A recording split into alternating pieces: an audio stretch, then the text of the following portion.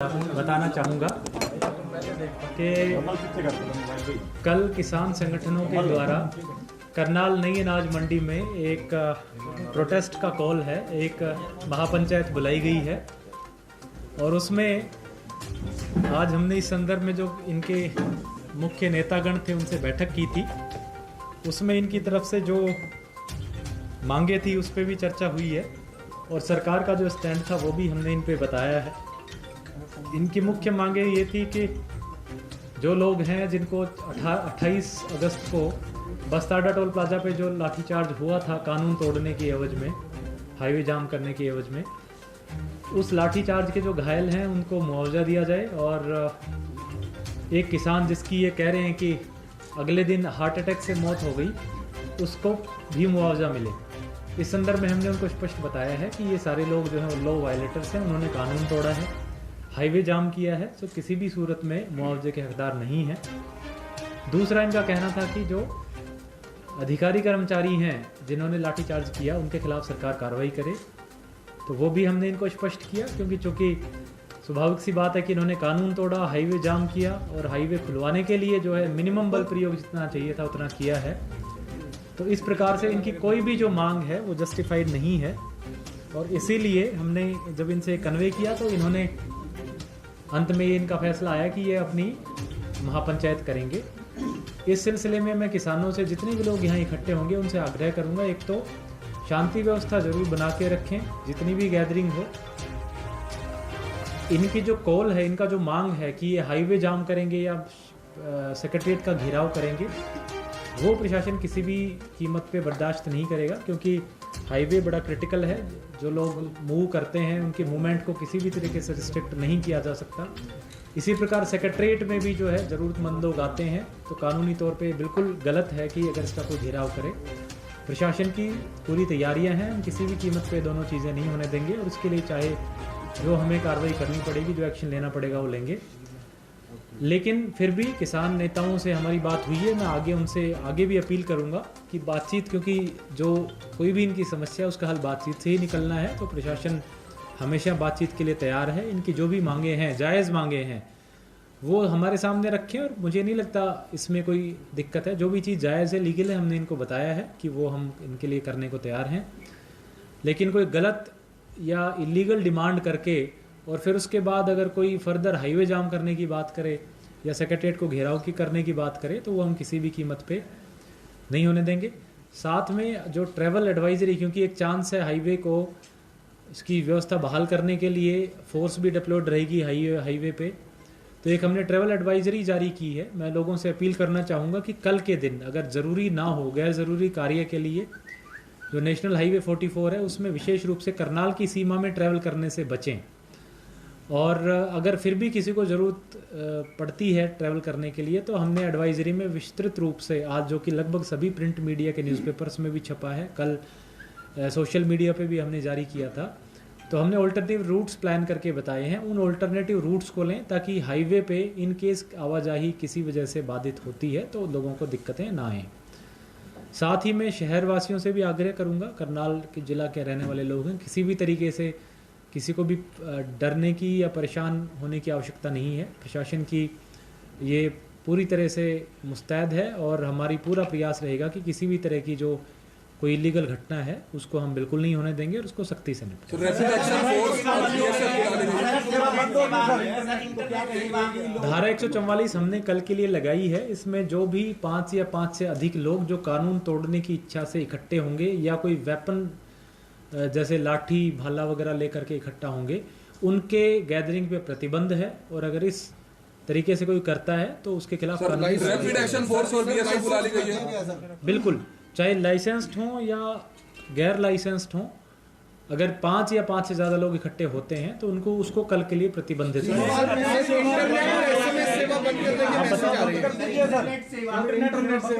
Internet सेवा हाल ही के लिए करनाल जिले में हमारा बंद करने का प्रस्ताव है। पूरे जिले में सर? पूरे जिले में, क्योंकि कई बार हमने देखा है कि जो असामाजिक तत्व हैं वो रूमर्स फैलाते हैं। रूमर्स के जरिए जो है कई बार लोगों की भावनाएं आहत होती हैं या उनको जो है अननेसेसरी मोबिलाइज करने की कोशिश की जाती है। तो वो चीज़ ना हो इस सिलसिले में हमने मैसेज आ चुके हैं 12:30 से बंद होंगी, आज रात से बंद होगी, मैसेज आने शुरू हो चुके हैं कि 12:30 से कल 24 घंटे के लिए बंद रहेंगे। जी पैरामिलिट्री फोर्स बोला है सर, बिल्कुल जो प्रशासन की पूरी तैयारी है, जिसमें हमारी पुलिस है, बाहर जिलों की भी पुलिस है, पैरामिलिट्री फोर्स भी है, राइट कंट्रोल फोर्स वगैरह, जो भी हमारी तैयारी के लिए जितनी हमें पुलिस बल की आवश्यकता है वो संपूर्ण। सर जिला सचिवालय के आसपास बैंक हैं, प्राइवेट ऑफिस हैं, उनके लिए क्या निर्देश है? क्योंकि सभी लोगों के फोन आ रहे हैं कि प्राइवेट ऑफिस सभी एससीओ में बंद रखें, बंद रखें। देखिए किसी को भी परेशान होने की आवश्यकता नहीं है। जैसे मैंने कहा नेशनल हाईवे भी चालू रखा जाएगा और सेक्रेटरीट की का जो कार्य है वो भी चालू रखा जाएगा। किसी को भी हम कानून अपने हाथ में लेने की इजाजत नहीं देंगे। अगर कोई कोशिश करता है तो उसको सख्ती से नहीं। आप कुछ एक बार एसपी साहब एक बार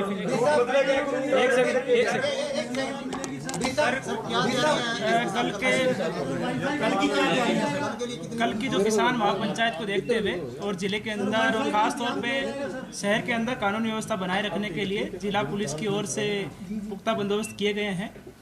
करनाल सेल, इसमें करनाल जिले की पुलिस भी लगाई गई है और बाहर के जिलों से भी पुलिस मुख्यालय की ओर से पुलिस फोर्स भेजी गई है। टोटल 40 कंपनियां हमने इसमें टोटल डिप्लॉय की है, जिसमें 10 कंपनियां हमने सीएपीएफ, जिसमें आरपीएफ, सीआरपीएफ, बीएसएफ की कंपनियां शामिल है, वो हमने डिप्लॉय की है। साथ ही 5 एसपी रैंक ऑफिसर्स और 25 के आसपास डीएसपी रैंक ऑफिसर्स भी जिले के अलावा यहाँ पर लगाए गए हैं। इसके अलावा भी पर्याप्त मात्रा में वाटर कैनन, वज्रा और ड्रोन, वीडियोग्राफर इत्यादि का इंतजाम किया गया है, ताकि किसी भी प्रकार से यदि कोई भी कानूनी व्यवस्था की स्थिति को भंग करता है तो उसे सख्ती से निपटा जा सके। सर डिटेक्ट भी किया जाएगा कुछ लोगों को?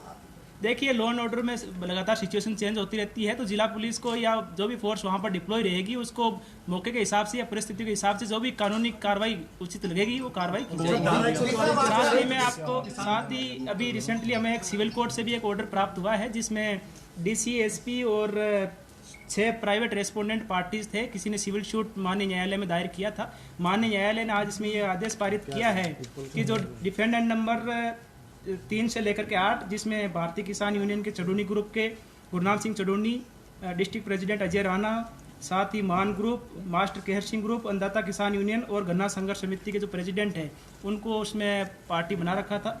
तो उसमें माननीय न्यायालय ने यह आदेश दिया है कि जो रेस्पोंडेंट नंबर 3 से जो 8 हैं वो किसी भी प्रकार से नेशनल हाईवे, स्टेट हाईवे में बाधा नहीं पहुंचाएंगे। साथ ही ना ही किसी प्रकार से गवर्नमेंट या जो पब्लिक बिल्डिंग्स है उनकी फंक्शनिंग में किसी प्रकार से बाधा पहुंचाएंगे। उन्होंने माननीय न्यायालय ने उनको रेस्ट्रेन किया है। और साथ ही जो डिफेंडेंट नंबर 1 और 2 है, डीसीओ एंड एसपी, उनको ये आदेशित किया है कि यदि वो पीसफुल प्रोटेस्ट करना चाहें तो उसके लिए कोई एक जगह ईयर मार्क कर दे जहां पर वो अपना पीसफुल प्रोटेस्ट कर सर कल को जिस तरह से पिछले दिनों बीजेपी की मीटिंग थी उस तरह के सभी रास्ते सील किए गए थे, कैथल रोड, काचवा रोड, क्या उस तरह के रास्ते भी सील रहेंगे? देखिए इसमें कानून व्यवस्था बनाए रखने के लिए और लोगों को किसी तरह की असुविधा ना हो, इसके लिए जो भी प्रयास प्रशासन को करने पड़ेंगे वो हम करेंगे। साथ ही जैसे अभी एसपी साहब ने बताया कि न्यायालय से भी एक आदेश आया है जिसमें ये कहा गया है कि अगर प्रोटेस्टर्स को धरना साइट की कोई आवश्यकता है तो वो अपनी रिक्वेस्ट कर सकते हैं और प्रशासन उनको पीसफुल धरने के लिए जगह दे सकता है। के लिए अप्लाई किया सर? तो इस तरह की अभी तक बात सामने नहीं आई है। अगर उनकी तरफ से कोई बात आती है तो न्यायालय के आदेश अनुसार किसान नेता भी मैं मीडिया साथियों से भी आग्रह करूंगा, क्योंकि लॉ एंड ऑर्डर की सिचुएशन है, व्यवस्था है और काफ़ी डेलिकेट सिचुएशंस होती हैं। ऐसे में जिम्मेदारी पूर्वक रिपोर्टिंग मीडिया के तरफ से हो, चाहे वो प्रिंट मीडिया हो, इलेक्ट्रॉनिक मीडिया हो, सोशल मीडिया हो, क्योंकि ये जो मामले इतने डेलिकेट होते हैं कि एक भी फॉल्स न्यूज़ या रूमर्स जो है वो सारी सिचुएशन को ख़राब कर सकते हैं। इसलिए मीडिया के आज करनाल के सभी रेस्पॉन्सिबल साथी यहाँ पे आए हुए हैं। मेरा आप सबसे आग्रह रहेगा कि कोई भी रूमर्स ना चलाएं और लाइव कवरेज के चक्कर में कई बार हम जो है इस तरह की इन्फॉर्मेशन लोगों में देते हैं जिससे लोगों की भावनाएं आहत हो सकती हैं। तो वेरीफाई करने के बाद ही, प्रशासन से वेरीफाई करने के बाद ही, या जिस भी सोर्स से जिसको जो आपको ठीक लगे उससे वेरीफाई करने के बाद ही सूचनाएं चलाएं, ताकि लोग आवेश में आकर के लॉ एंड ऑर्डर तोड़ने संबंधी कोई कदम सर ना एक जिला सचिवालय के आसपास जो प्राइवेट ऑफिस है उसमें काफी लड़कियां भी आती हैं, लड़के भी आते हैं, तो इतना जब रश हो जाएगा तो उन्हें दिक्कत आ सकती है आने जाने में। तो देखिए मैं आप उनसे रिक्वेस्ट अपील कर सकते हैं कि जरूरत ना हो तो ना ही खोले हो। बिल्कुल, जितने भी ग्रुप्स हैं, चाहे वो कमर्शियल ग्रुप्स हैं, इंस्टीट्यूशंस हैं जो सेक्रेटरीट के आसपास के हों, अगर आपको बहुत आवश्यक ना हो तो आप कल के लिए बंद रख सकते हैं, क्योंकि उसमें आपके एम्प्लॉयज़ को कहीं ना कहीं इनकन्वीनियंस हो सकती है। लेकिन मैं स्पष्ट कर दूं कि किसी भी तरीके से प्रशासन की पूरा प्रयास है कि किसी भी तरीके से लोगों को किसी तरीके से जो परेशान जो लोग कैथल से काचवा रोड से आएंगे मतलब वहाँ पर डंपर्स रहेंगे, बंद रहेंगे रास्ते। सबकी मूवमेंट चालू रहेगी, सबकी मूवमेंट्स चालू रहेगी, सारे स्कूल्स खुले रहेंगे। इस प्रकार का कोई भी जो है आदेश या किसी डायरेक्शंस प्रशासन के द्वारा नहीं दी गई हैं। अगर समय रहते आगे कुछ इस तरह की डायरेक्शंस आती हैं तो हम जो हमारा पब्लिक रिलेशंस डिपार्टमेंट है उसके थ्रू समुचित रूप से प्रेस नोट सभी मीडिया के साथियों को दिलवाएंगे। और प्रशासन के जो सोशल मीडिया साइट्स और जो ट्विटर और फेसबुक अकाउंट से वहां पे सर किसानों की मांगों में से एक मांग मांगी गई है उनकी पत्नी को नौकरी देने की। प्रशासन से मीटिंग के बाद गुरनाम सिंह चडूणी ने बोला है कि अगर उनको आगे नहीं आने दिया गया तो वो बैरिकेडिंग तोड़ के आगे आएंगे। कोई भी कानून तोड़ेगा तो उस पे उसको कानून को तोड़ने वाले को सख्ती से नोटिस। रूट डाइवर्ट किए गए हैं, जो इमरजेंसी व्हीकल है, एम्बुलेंसेज है, उनको डाइवर्जन रूट से भेजा जाएगा या उनके लिए खुले रहेंगे सर रूट?